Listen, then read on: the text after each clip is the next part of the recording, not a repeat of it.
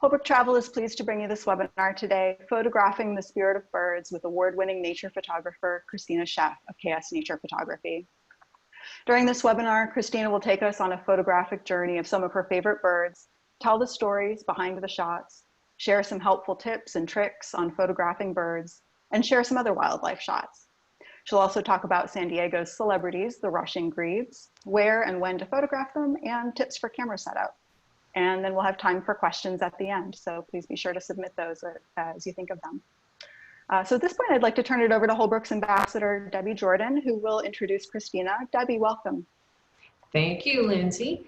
And welcome, Krisztina. We're so excited to have you here today with us. And my history with you, I think I first met you back in 2013.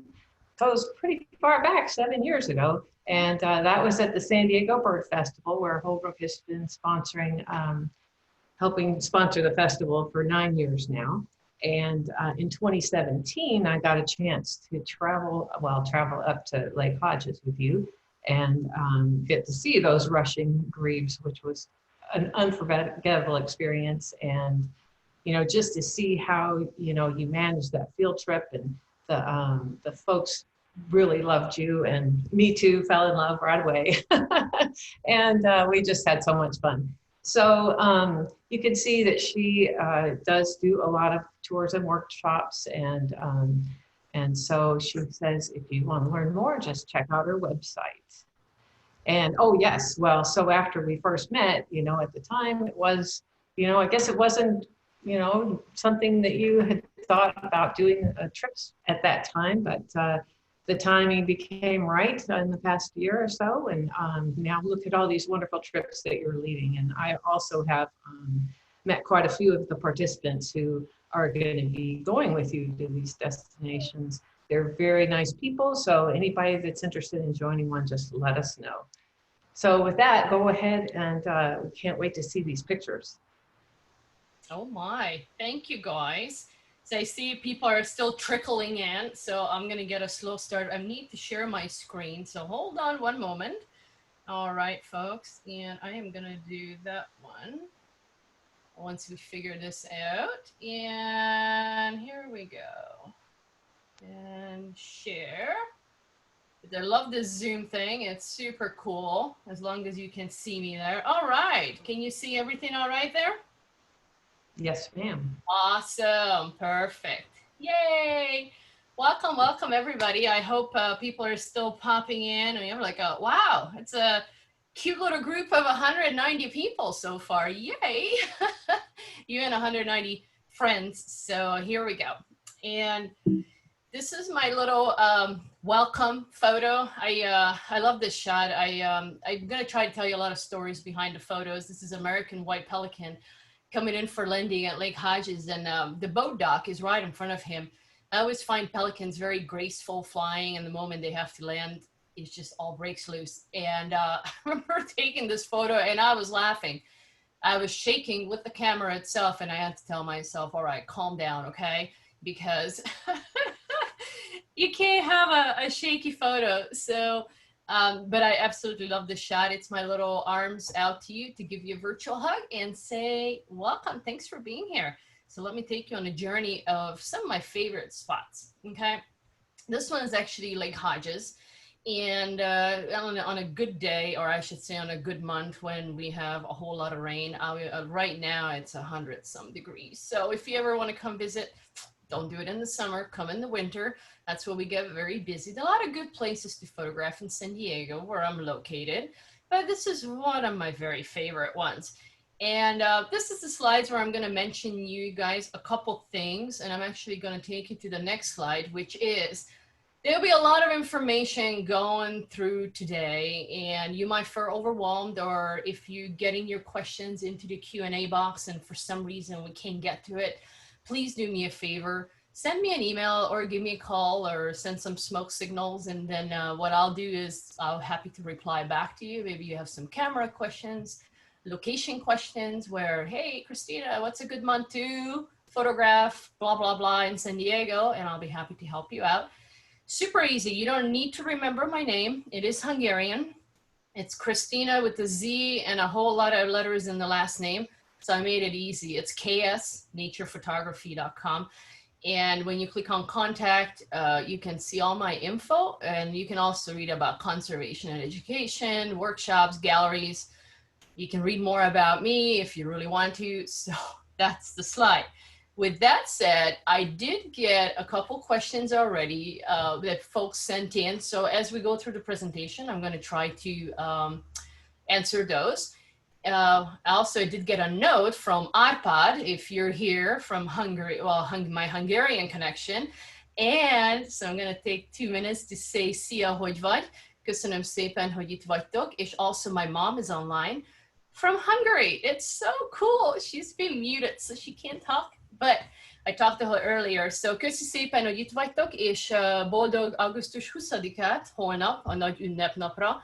What I just said in Hungarian, no, I'm not going to do the lesson, the presentation in Hungarian, but what I just said, tomorrow is our big, it's a national holiday in Hungary, and it's our state foundation day. So I was just wishing them a happy holiday. Yep, that happened back in 1000 when the country was founded. So let's get started. Some of my favorite birds to photograph, or most of the things I really enjoy doing, is birds in flight. It ain't easy, I'll tell you that. And to answer 2 questions right here, always back button focus.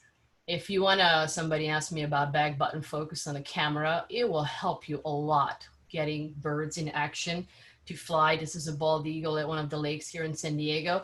The northern harrier, the gray ghost, there's a reason it's called the gray ghost. He rarely comes around or shows himself. And for those 2-second photos, this is about a 2-second photo, and I walked into a cactus because I wasn't looking where I was walking, but it was all worth it. It's the northern flicker in flight. I absolutely love this shot too. And back button focus will help you. And the next question was AF point selection. For bigger birds, I'll probably do a multiple point selection. For the smaller birds, maybe a single point. Doing single point focus, it's pretty difficult. So practice. One thing you can do, practice at home. Maybe take your dog to the park with a ball.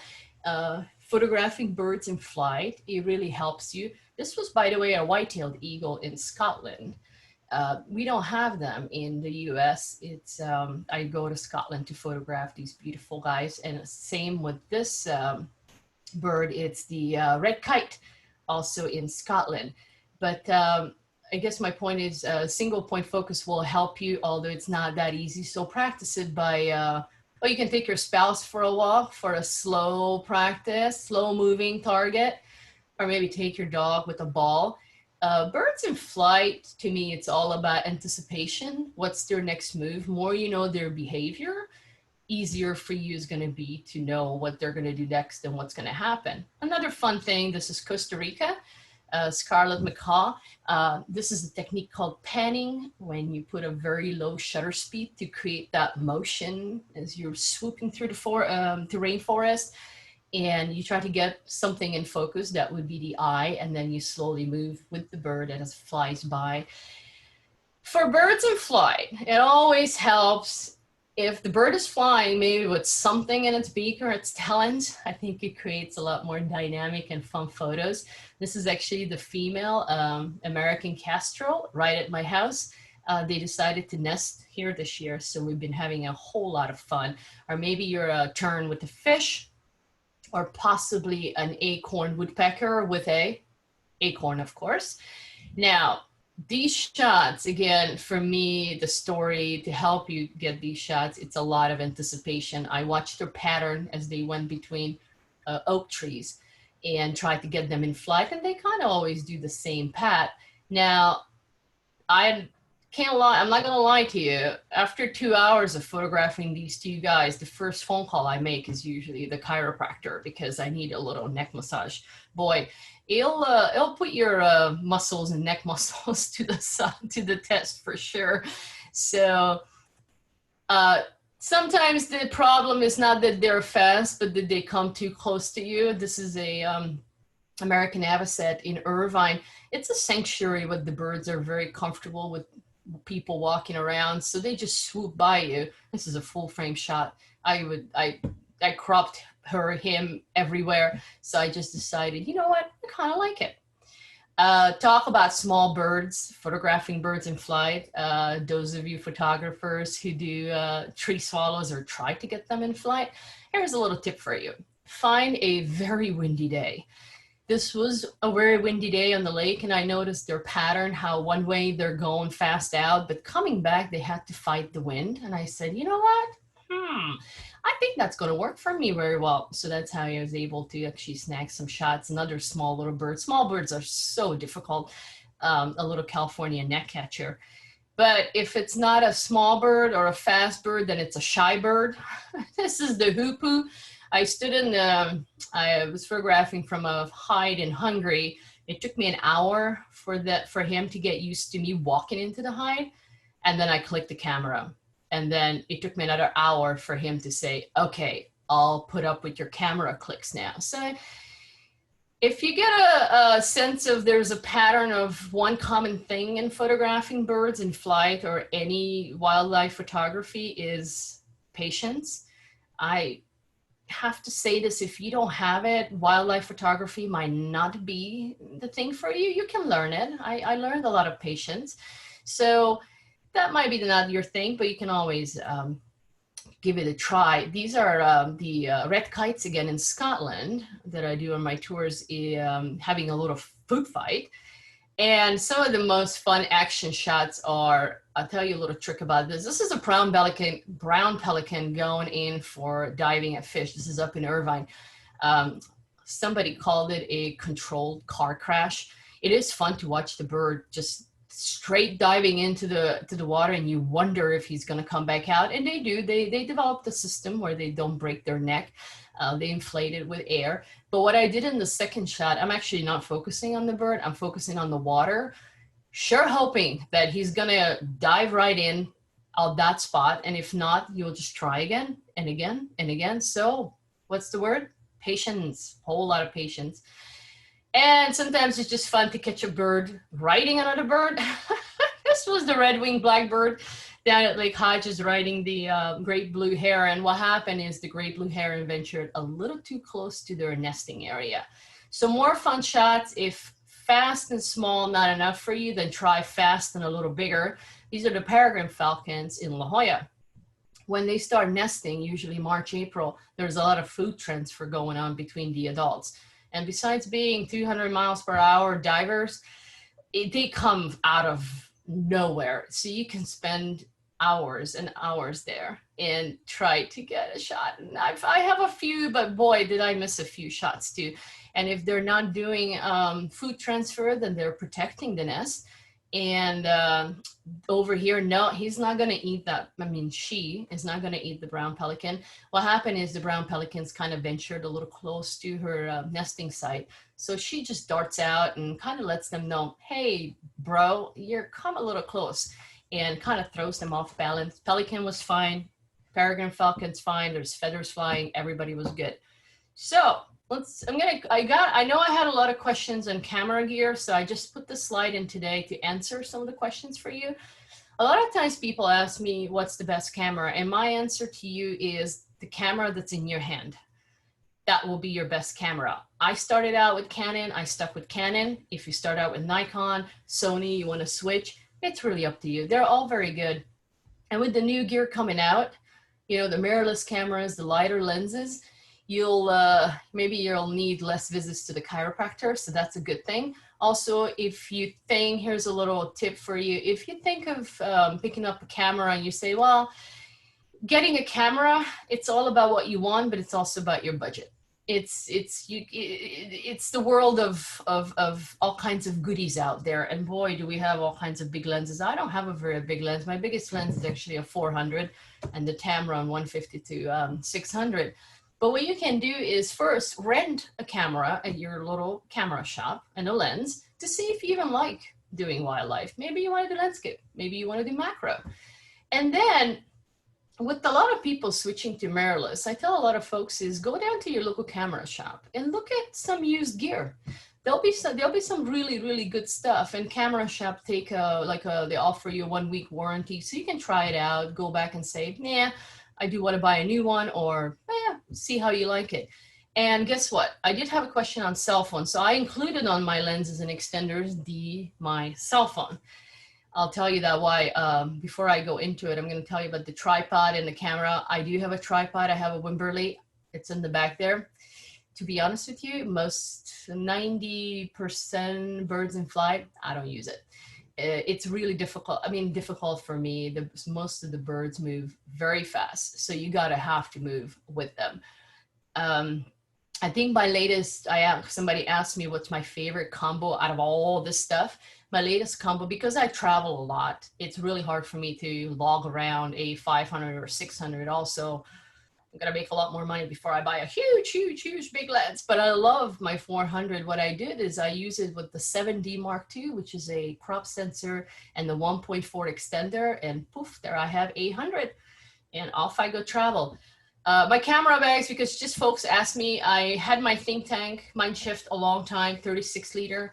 And then last year they sent me the 45 liter to try out, and I guess they believed in me, and I love it. I wanted the big bag where I can throw everything in, and yes, it's big, but boy, it works. Again, if you email me, you're welcome to have this info. I can send you the slide. I can answer any questions. Talk about cell phone. Somebody asked me with a cell phone, do I use it? Well, guess what? This is one of my favorite photos at Lake Hodges at sunrise. And I sell a lot of prints taken with the cell phone. Yep. So is this one. And also these are shots to get you in the mood for where we're going to be photographing. I spent a lot of time on this lake. This is also another sunrise at Lake Hodges, which is in California, Escondido.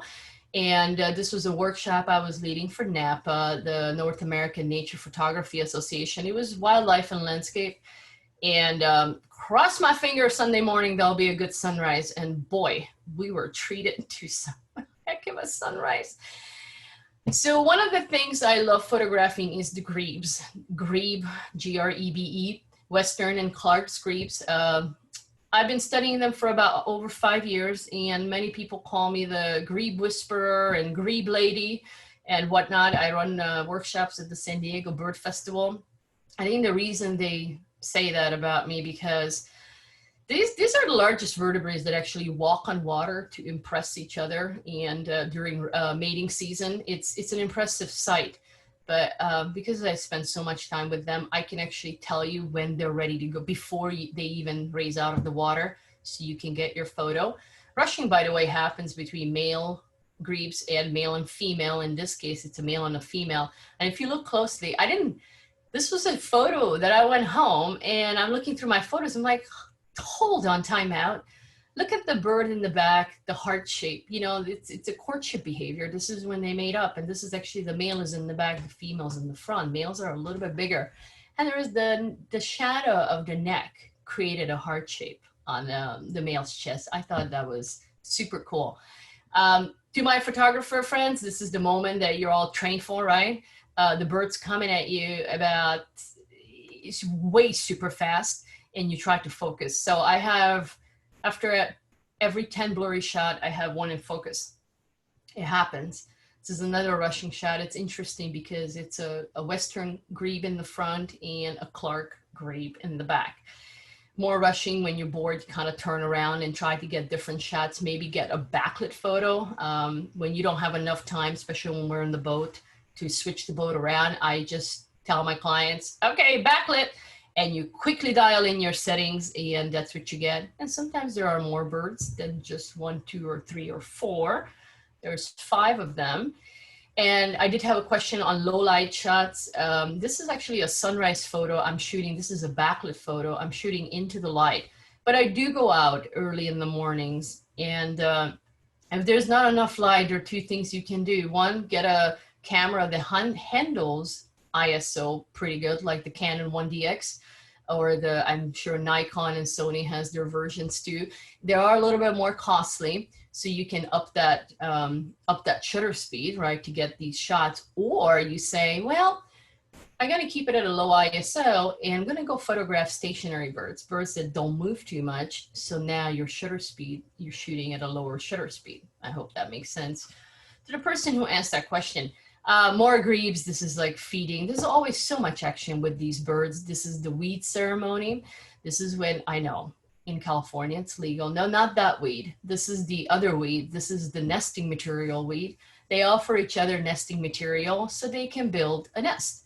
This photo actually took a couple weeks, actually, no, a week ago, up in the Central Coast, which I'm heading back there next week. I had so much fun and such a great site. Very unusual for them to do the nesting this late in the year, but I think 2020, it's been kind of weird no matter what, so we'll just go with it. Once they're nesting, they lay eggs and they have these cool little floating nests. And of course, if there are eggs, cuteness arrives. They carry their chicks, both parents in the grebe world, both parents feed them, take care of them, both take turns carrying them. If 2 is not enough, then there's always 3. I love the shot. They spotted dad with the fish coming in. So all eyes on that fish. And if 3 wasn't enough, then there's 4. This is the only shot I've ever taken in the past 5 years I've ever seen a parent carrying all 4 together. So I'm going to say goodbye to Lake Hodges for now. This is a sunset at one part of the lake. The lake is big. It's a 27-mile shoreline. So knowing where to go, what to do, just send me a note or hit me up, or, hey, I'll take you out on a tour if you like it. We'll go to Scotland. One of my favorite places to be is Scotland. I mean, oh my. Unfortunately, with 2020, all my tours, summer tours, get put over to next year, but I can't wait to get back in here. I know they're enjoying probably the less tourists and all the birds and everybody's happy, but this was on, this photo was Isle of Skye, and this photo, the Callanish Stones, are on Isle of Lewis and Harris. Now back to Isle of Skye, just to get you in the mood for photography in Scotland. We do landscape, but I go for these guys. The Atlantic puffins. Oh, they call it puffin therapy when you photograph puffins, because no matter what problems you have in your life, so they say, you look at these birds and you can't help but smile. You're like, what problems in the world? Look at these cuties. I mean, they come with fish. We go in July. I like to go in June, July, because that's when they bring in all the fish for the one single chick, which is called the puffling, way too cute. And they bring all the food, so you get a lot of flying shots and coming in, landing. These puffins on this island in Scotland are very, very friendly with humans. Nobody lives on the island but them. But when we come on land, they figured it out that we help them by getting their predators, which are big gulls called skuas, but they like to swoop down on them to steal the fish from their beak. So when we're on land, their predators are afraid of us. So the puffins figured it out that, people are good. So we just sit up on the cliffs side, not on the edge, on the side, and watch their little antics, doing about 3,000 puffins hang around. And of course, you're all waiting for this shot. This shot's been quite a famous shot in terms of getting published. It is my 10-second shot, literally 10 seconds. I had to take the shot when he landed. And I only had it, this is about a couple years ago that I took in Scotland, and it probably will stay my favorite shot.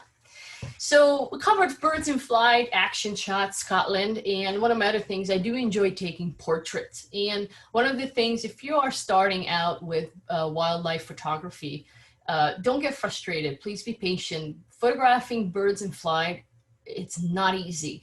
So sometimes you get yourself like, yay, I did good. Go for the more stationary birds, or the birds are maybe not moving too fast. So you get oh yeah, I can do this. I got this, and then slowly move up. And portraits are great. I like unique or something interested portraits where there's some kind of a behavior going on. These are mating gannets, or maybe they're just looking cute at you out of the nest. This is an acorn woodpecker at Lake Hodges. Again, we're back to the mating behavior, which is, these are black-necked stilts right after mating, they cross beaks. You kind of sometimes wonder, are they going to kill each other or skewer each other? Nope. They just cross, dance around for about 2 seconds, do a little circle, and then off they go on their own. Or maybe you catch the northern flickers. These are northern flickers up at Tahoe. It was a beautiful sunny morning and about 30 degrees. Oh, I was cold, but hey, who said doing wildlife photography is comfortable? It's either the ants crawling up your leg and you can't move, or maybe it's cold, or sometimes you get to lay down and do some other different shots. And doing portraits with the surrounding environment is always fun. It's a blue grosbeak, or maybe you catch, this is the success photo where you catch that always moving California gnatcatcher, never stops, finally posing on a branch singing for about 2 seconds. So you got to be fast catching them. Oh, it's sometimes you have to have some fast reflexes.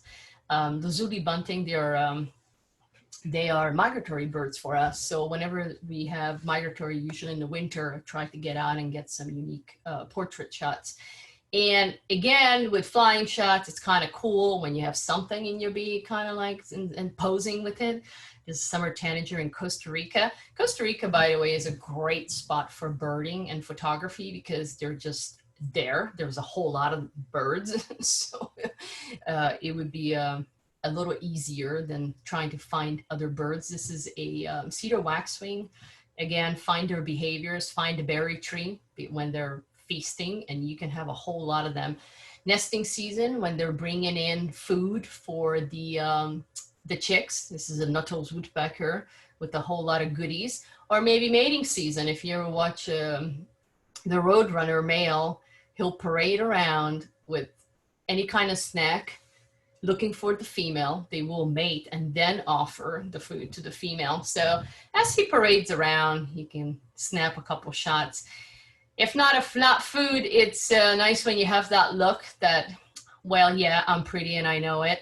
Irvine is San Joaquin Wildlife Sanctuary. It's probably my other favorite spots to photograph these guys and a lot of different birds. They also have some grebes.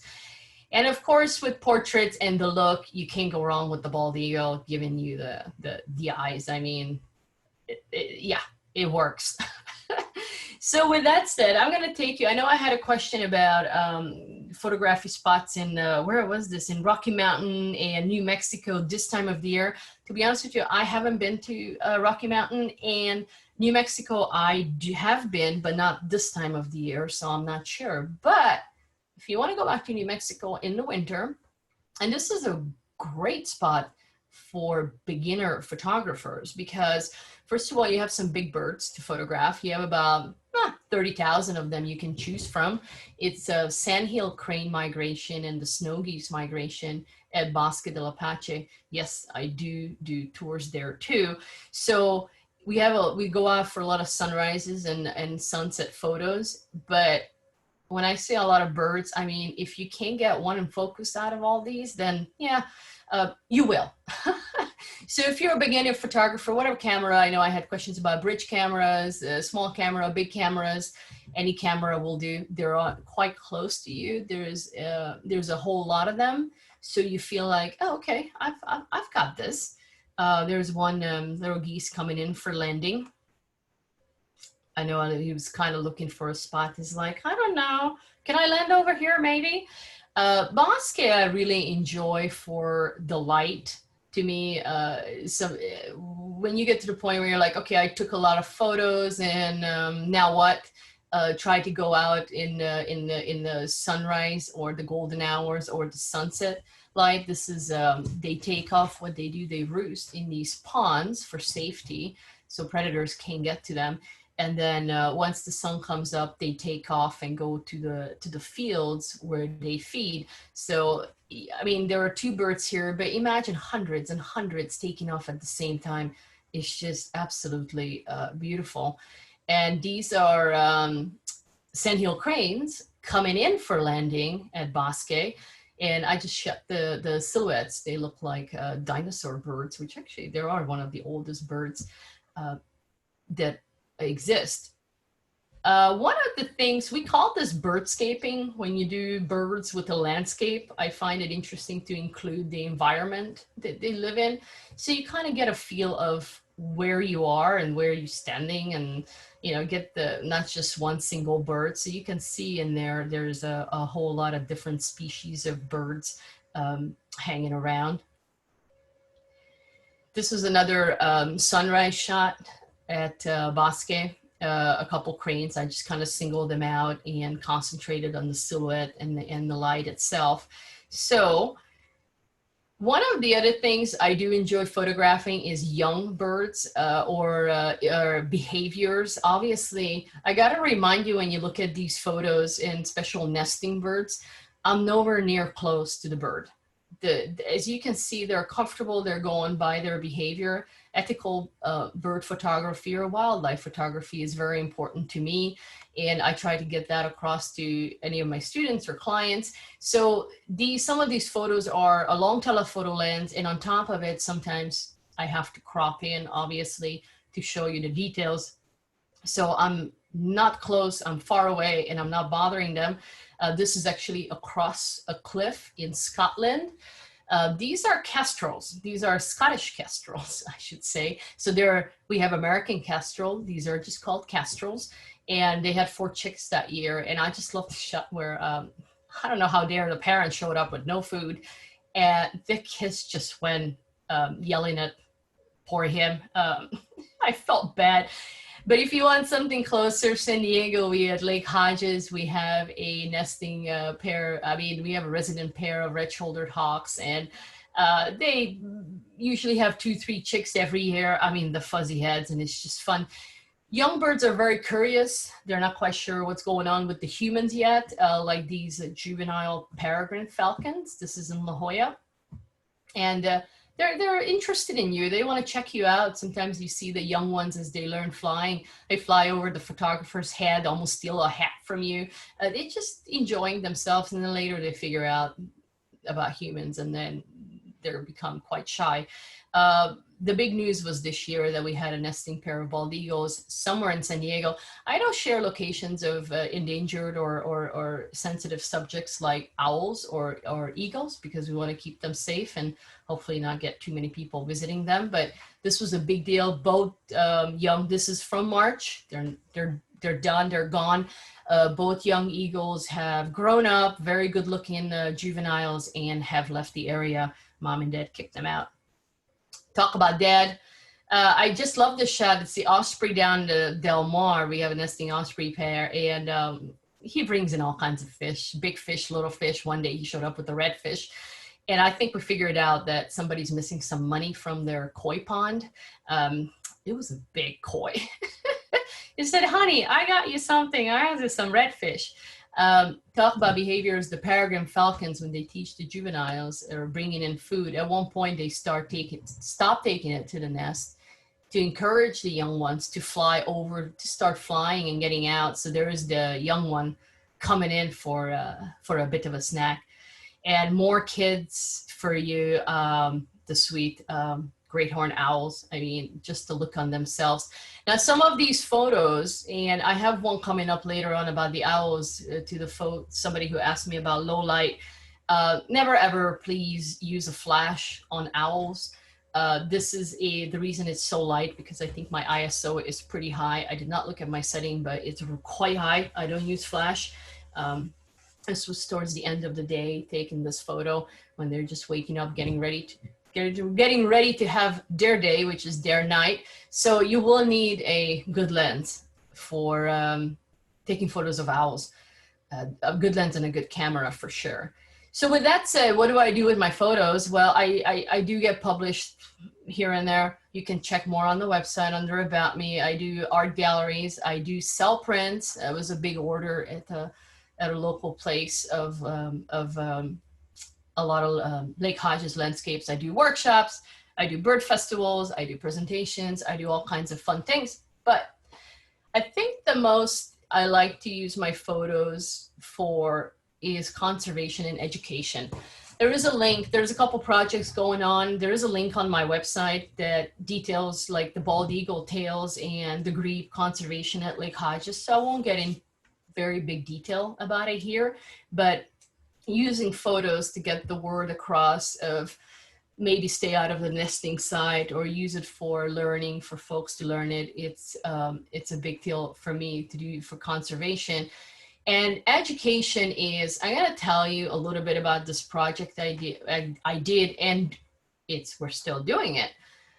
So about 2-3 years ago, Alice, a sweet grandma and a great friend, reached out to me and asked me, I didn't know her back then. She just asked me if I have any bird photos. And of course I looked and I said, well, I think I have a few 100,000. What do you need it for? And she told me about this project they wanted to do at Sundance Elementary. This is in Poway. And originally the principal wanted to do bird feeders for the kids because the school backs into a canyon and they get all these cool birds, hawks and little birds and hummingbirds. And the kids were interested going out to the field. Well, the feeder, because might attract rats and whatnot, didn't go very well. So then we came up with the second best idea, which was creating these educational posters. These are 12 by 18 posters, and it has a little bit of text. Remember, these are elementary school kids, little young ones, so keep them on the task. A couple little words on what they like to eat, the birds, and what to look for when you see one. We included some photos. Then we laminated them and hung them all over the school. Here's a couple of posters. We have about 28 of them now, if I think of, and it looks like this. You can see that was our first round of posters hanging on the fence. Then the second round was laminated. Well, actually, we got donated money. So of somebody donated the printing on a banner material. So we're very fancy now. But true Alice style, I mean, she's just absolutely wonderful. And she's on the board for the Palomar Audubon Society. She got the Audubon Society to donate binoculars. So we went from just having posters on the fence to every week now, when it was school in place, this is obviously before 2020, we did recess birding. So once a week, usually on a Wednesday or on a Monday, we did 3 sessions of 20 minutes. Kids would join us, pick up the binoculars. They had to sign them out, sign them back in, teaches them a little responsibility. And then off we went looking for birds, sometimes squirrels, whatever we were, but we were running around. And then they could go up to the posters and say, oh yeah, that's the one I've learned about. So it was really neat, hoping to get the project back whenever we can all go back to school. We can all go do birding. But I really enjoyed this educational program, so I love using my photos for education. This is the Tetons, and I wanted to jump in that I don't just do bird photos, so I'll show you a few other ones, but you can obviously go online. Follow me on Facebook. I do a lot of posts on Facebook, especially what's current, so it's easy, KS Nature Photography. To my cell phone photo questions, this is a cell phone panorama at the Tetons. It worked out pretty good. But also, this is not a cell phone photo. I'm so far away, it's funny. This is $3.99 with her 4 cubs this year in June. I had to make the trip up there the moment we heard that she gave birth to 4 cubs at age 24. It's a miracle. It's unbelievably super cool, and she is such a great bear. There's a little cute one of her cubs looking up, cute little moose lady. Just, I love the flowers. Maybe coyote. Again, I'm far away. I'm not in a cell phone distance, but as he was walking down the path in the shade, he popped in at the light for a little bit. So I snapped something different and interesting. Bobcats in San Diego. This is another sensitive subject that I don't share locations where, somewhere in San Diego County. Of course, there are the cute little otters up in Morro Bay. If you ever visit Morro Bay, they're just kind of hang quite close to you, quite close to the shore. So you won't need a very, very long lens to take photos of these cuties. And yes, I do some butterflies. Sometimes these photos come about when we're waiting. Let's say we're out and about and waiting for something to happen in the birding world, and you're like, oh, look, look, butterfly. So let's just go chase butterflies. And telephoto lens, like the 100-400, you can actually do some pretty good macro photos with it.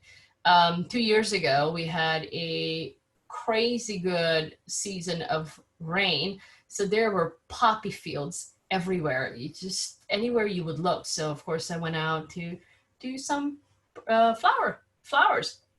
I also love birds in their environment. This is Enza Borrego, a little lesser goldfinch, but I just loved how the flowers, the natural wildflowers, and she was just munching. Again, this was during the super bloom or almost super bloom season a couple years ago. As I mentioned before, and I'm not going to talk too much about it, but if you like photography and you enjoy and you want to visit and want to come out, I do some tours. San Diego, it's from grebes to everything else. Remember, come to San Diego in the winter. For the Russian grebes, you want to do December through maybe February, March, while they rush all year around. Winter is the season, so you get more chances to take that snapping really, really good photo. But we also do other things too. You don't have to be a photographer. You can be, I do also birding trips, or something I call birding with a camera. Maybe you're a birder and you want to get into photography. You can bring your camera. You can also try out. I sometimes loan to my clients while we're out together. You can try out my cameras and see if that's something that you want to do. I do group workshops and a couple other things too. Scotland, of course, and Ireland. But you can go and read on the website. However, there's also Bosque del Apache. What I'm excited about is 2022. We're all planning ahead. I know 2021 is kind of, I moved a lot of my tours to 2021. So now I'm planning 2022 and 2023 already. So I'm looking forward to Alaska with Holbrook Travel. It's going to be fun. It's only 6 people, and I think 1 or 2 people already signed up. So if you ever consider Alaska, we'll be doing bears, puffins, and the whole other workup. And then Costa Rica, I had one for this December, but I switched it to next year. But don't worry, there is April next year. And also, it's not on here yet because I didn't have the dates yet, but it should be online soon, 2022. Costa Rica in December. Or maybe you want to go to Galapagos with me and Holbrook Travel, and that's in 2021. So, you know, as I say, 2020 kind of been canceled. So I've been taking a lot of my own photos, and I am planning way out. And Hungary, it's like, I should have thought about that a long time ago. That's coming up in 2021. And the Tetons I do with the North American Nature Photography Association. So you just go through their website to sign up. With that said, I'm going to come down to my final little roll of photos here. And it's like a little thing I like to do is no matter where you are, remember that somebody's always looking at you. It might be a little burrowing owl kind of checking you out, or maybe the black-crowned night heron. I was in the boat and he did not, I barely noticed him hanging onto that stick. Checking me out, or maybe the bald eagle kind of swings by and says, yep, am I too close now? Yeah, what? You can't fit me in. Or maybe the osprey flies over and kind of looks down and says, yep, I see you. Or possibly the burrowing owl changes directions in no time and flies towards you. Don't drop the camera, don't run, it's fine. He's a cool little raptor, he's not gonna eat you. I'm actually not very close to this bird. Again, it's a telephoto lens. Just keep clicking. Although when things like this happen, sometimes even today, my first reaction is, oh, just don't miss it. Don't miss it. Please don't miss the shot. And here's another low light shot, super high ISO. You can kind of see the grain on the owl. Again, no flash, please, on the little owls. So they could be looking at you at the same time. I could be looking at you. You never know. I try to blend in most of the time whenever I can. I was using for tripod, I think I was photographing the nesting grebes from the trail at Lake Hodges. So whatever you do, you're birding or doing photography, it's always good to learn to walk first before you actually fly. you know, remember where you came from. You might have those days when you're like, oh yeah, I nailed that shot. That's a good shot. You go home, you pat yourself on the back. I'm doing good. And then you have this shot. I know, I put it in there. This is the full frame shot. You see where the bird is on the end and it's cut off. It happens. It blurry shots, everything happens. It happens to me too. You might have a bad hair day, or maybe you just need to shake it off. Whatever is going on, just keep on going. There will be competition, especially if you're a photographer. There's always competition. Just hang tight, keep your fish, and keep on moving. And if you have any doubt in your head, if this is something that you meant to do and you meant to sit on that stick, don't let anybody tell you that you can't do that, because guess what? That stick is yours, and this is what you meant to do, whatever it might be. And go ahead and make a run for it. And sometimes it really helps to talk to your, maybe you have a mentor or somebody you look up to. You are welcome to reach out to me. I actually do have a mentorship program for young adults, young kids, but also do for adults too. But if you just want to chat with somebody and say, hey, I don't know, or maybe you want to chat with your friends and say, hey, what do you think, man? I don't know. Do I put too much light in this photo? And just give constructive feedback. But remember, no matter what you do, where you are and what's going on, remember to have fun, right? It's all about having a good time. These are scarlet macaws in Costa Rica. I don't know what was going on, but I was laughing with them and I was having a really good time. They're wild birds. So the sun will set. This is Lake Hodges at sunset, and hopefully you had a good day, but remember the sun will rise and there is another great day tomorrow, and hopefully filled with plenty of photography, especially now that it's the only place to be is out in nature, probably. And that brings me to the end of my presentation, which means I want to say thank you so much for listening through. Remember to send me any questions you might like, or maybe I do want to say thank you even more for listening through to the whole presentation. And this is my last slide that I'm going to leave you with while we do Q&A. And you're welcome. As I said, we're going to go through a couple boxes, couple chats, see if I have any questions. I can always go back to any of my photos if you have questions about the photos, settings, cameras.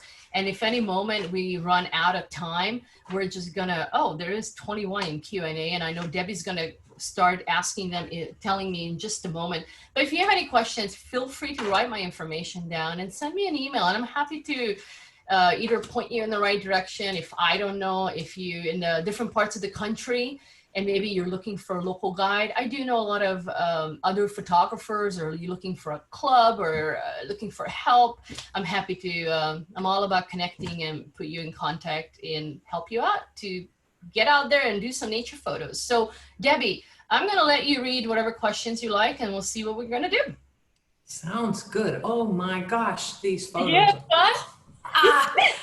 Oh, beautiful, beautiful. My goodness. Awesome. What a lovely presentation. So yes, we do have a lot of questions here. And Okay. the first one you answered, I believe, about Lake Hodges and being near Escondido. So the next one is, Yep. Go ahead. Yeah, Escondido, right. Yep. Mm-hmm. And so this next one is saying they love puffins, and do you have any trips available? That would be Scotland Yes. or Alaska. Yes. I do for next year. There's a couple spots left next year. Please check my website. Just click on workshops and tours. There are, I think, 2 or 3 spots left for next year. But then I will be announcing the 2022 dates. As I said, we're all planning ahead. The 2022 dates pretty soon. Great. Mm-hmm. Well, and your friend Arpad is iPod. I know. Okay. And then there's a question about, it just says shutter speed. I'm not sure Shutter what that. speed. Yeah, I'm not sure on which photo, but I think I just saw that question on Susan. Susan, send me an email. I'm going to send you a document. It's a 1-page document on shutter speed and related to light and what you want to use when. It might really help you out to kind of answer I call it the love triangle of shutter speed, ISO, and aperture combo. So if you shoot me a note at info@ksnaturephotography.com, I'll send it over. So yes, and maybe these other folks could also benefit from that, because Yeah. the next question is about the range of speeds to photograph birds, and Oh, also well, depth of field. yeah. I like to use, my favorite is f8. It's all about the light. So if you have the light, I like to use 8, 7, 1, 8. But for shutter speed, faster the bird, higher the shutter speed. So quickly tell you, hummingbirds, 3,200 to 4,000. The white pelican kind of floating around. You might get obviously you're gonna get away with maybe 1250. One thing I want to tell you when you're hand holding cameras, and I know I tend to shake a little bit.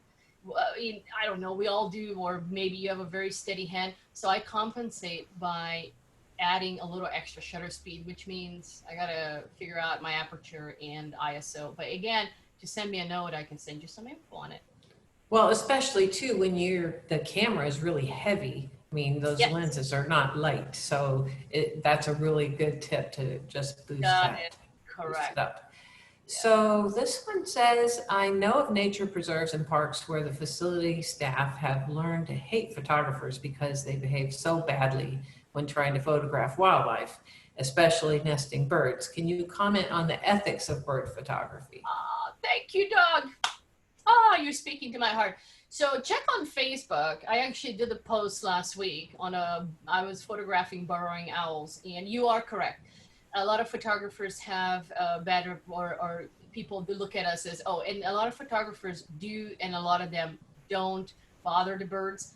So if you photographing birds, wait, again, it's back to patience. But here's a little example to you. I was photographing the burrowing owls somewhere in Southern California, and we were sitting there. There was a few of us sitting there patiently when one person said, well, let me walk into the field and flush them so they fly, and then we get more flying shot. And I don't know how loud I was. I said, oh, please don't do that.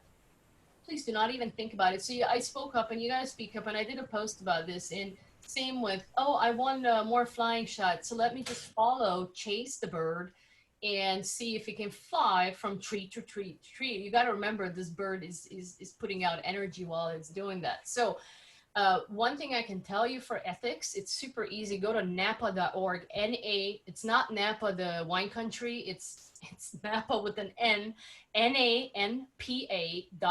This is the North American Nature Photography Association. I'm actually on the, I just got on the ethics committee there, but they have a great article, a great page on ethics, and you can download a little card and you can hand it to folks. But thank you for asking, and obviously since you asked, you're also a very ethical photographer. Thank you. And one that we passed over was about depth of field, but I think you answered it because you said f8 is where you use the aperture that you use for your depth of field. I'm going to jump in. I saw a note from my mom, and she said she's very proud. She's just so sweet. Kasi si panonyo na yung sarat. Like, okay, we can move on. So what do you edit your photos with? Oh, good question. So even that photo, let's see, I wonder if I can go back. There was a photo here. I get a lot of questions on this one, and I'm gonna see if I can quickly go back. I only use Lightroom. I don't use Photoshop, and because I don't know, I guess I named myself KS Nature Photography for a reason. I like to be as natural as possible. So I do get a lot of questions on this photo, and the reason I want to bring it up to you because I want to tell you, I did not move the bird. I did not Photoshop anything in or out. Sometimes I get questions actually about the puffin shots. It's like, did you put extra fish in there? I'm like, oh no. With nature photography, especially when you enter contests, you're not allowed to alter the photo in any shape or form. This obviously is somewhat modified, meaning what I did, nobody moved in this photo and none of the background changed. However, it did change the lighting. And when I was photographing this is a white-tailed eagle in Scotland, and we're shooting, the ocean is the background, and it was the afternoon light. The bird happened to go through that little ray of light, and the background with this pretty ugly, murky ocean water. I mean, it wasn't anything interesting. I wish I would have brought in the original so you see it. So I went in Lightroom, I lowered all the shadows, I lowered the blacks, to create that black background, but nothing was moved. And I'm pretty big on it. Don't move subjects around, you know, if That's a wonderful technique. It really brings the bird out. Thank you. Do you print your own photos? Yes, I do. Well, no, I'm sorry, not my own. I take it back. Maybe a small print. I believe in letting the pros do. If I do photography, let the printer do what they do really well. So I use an online service. There are a lot of good ones. I ended up going with Bay Photo, but I like them. They print very good. And if you do use an online printing service or any, I used to use a shop when I lived in Irvine, a local print shop that I really, really enjoyed. But now that I moved, I just went online. But if you ever want to use an online, I suggest before you print a 30 by 40 photo and it comes back like, print it in small, print a 4 by 6. Test it out, yeah. Test it out. Make sure that, you know, they are good. Well, this is a question that is just the opposite of the last picture with the black background. She is asking about getting the white background where just the bird is showing. Because the background was already dark, to get it white, I would probably have to do some Photoshop or something to it. And well, if it were not a dark picture to begin with. Oh yeah. You know what you can do is it can be a cool photo. I don't have anything on here, but when you're shooting up in the sky, you know, if it's an overcast day, you end up with, there was a white background, the osprey coming in with the fish. It's really what it is. It's a overcast day. It's a really nice look, though. So you just bring that up in Lightroom and make it whiter? Yeah, I think it might have been already like that. I don't quite remember now. But as I said, I try not to modify too much. Well, we are getting close on time. I see 3 minutes left. So, wow. I'm not sure which one to go with here. How do you feel about fine art photography versus realistic photography? Oh, whatever floats your boat. I mean, I like obviously realistic photography, but I know there's a lot of people into the fine art, and I chose to be as natural as it's something actually you can experience yourself. I have seen sunrise, sunset shots that are modified so much that you want to go to that place, and then you show up, you're like, I don't know. I feel like I've been lied to. So as long as you make it clear, and actually there are categories in contests, as long as you make it clear that, hey, this has been altered or artistic, I think it's great. Some of the photos, I mean, they look awesome. So it's all about what you like. Go with, it's back to don't let people tell you, go with what you feel like. Maybe you have a talent in the artistic thing that nobody else does, and go for it. Wow. Yeah, I think we're going to be emailing people, but one more quick one is how does the extender impact the quality of the photos that that you're using? You know, your 2X. Yeah, the 2X does soften up things a little bit. So it's, you give and take. As I said, cameras and lenses, it's all about how much your budget is. So to get like big, I mean, the good news is that I know a lot of mirrorless is coming out, better lenses. So it's hopefully more affordable, you know, and so you don't have to use the extender. Obviously, all of us would love to have a 600 and 800. Oh, yeah, right. Yeah, really. Everybody sign up for my course so I can make money so I can buy another lens. Well, there are a bunch of questions left. Unfortunately, we're going to have to wrap up. I'm sure Lindsay, I see Lindsay, our timekeeper. I'll just say thanks, Angela. I know she wrote a lot of articles with that I use photos. Thanks, Angela. What's your take on the R5? I haven't used it yet, but I would love to try it. Bear Cub's really long lens. Oh my gosh. The timing, that's funny, anonymous attendee. The timing of the photos, it's my favorite. A lot of these photos, like the grebes rushing towards you, 2 years, in a lot of photos. I have over 600,000 photos so far I've taken. There are a lot of blurry photos in there. So timing is, you gotta be there, yeah. The right place at the right time. But patience. Hopefully I can answer all these questions offline. And I don't know if, do the questions get saved, or are you guys, they should type it in for me and email it to me. I'm not sure how it works. Lindsay will take care of that. Yeah, right. Yes, yeah, we can address the ones that haven't been answered yet. Great. So awesome. Thank you. Thank you. Thank you guys so Wonderful. much. Yeah, thank you so much. Your photography is just beautiful. What a treat Thank you, guys. to get to see all of these great photos. Before we wrap up, I'll just mention really quickly our next webinar is scheduled for 2 weeks from today, Wednesday, September 2nd. And this will be a virtual community visit to Hazel's house in El Roble, Costa Rica. Hazel will talk about her community, including what it's like to live in El Roble, from the history of the settlement in the region to the kinds of crops that sustain its residents. And she'll demonstrate the traditional way of making cheese and arepas in rural Costa Rica. She and fellow host and translator Francini Gonzalez will sit down with some café chorreado, a traditional way of making Costa Rican coffee, and take any questions from you, her guests. And this is part of our Charla webinar series presented in partnership with the Sarapiquí Conservation Learning Center to support local community members who have experienced an interruption in tourism income due to the COVID-19 pandemic. So with that, we'll go ahead and wrap up our presentation today. Thank you again so much to Krisztina for sharing your beautiful photography and your expertise with us, and to all of you who joined us today. The presentation has been recorded, and we'll be sending out a link to the webinar recording, as well as links to information about Kristina's upcoming trips. And that video will also be available on our YouTube channel, and now on our new webinars page on our website. So you can find it directly on our website as well, where you can find all of our past webinars. So thank you again so much for joining us, and have a great rest of your day. Great. Thank you, guys. Thanks, everybody. Thanks. Thank Bye. you.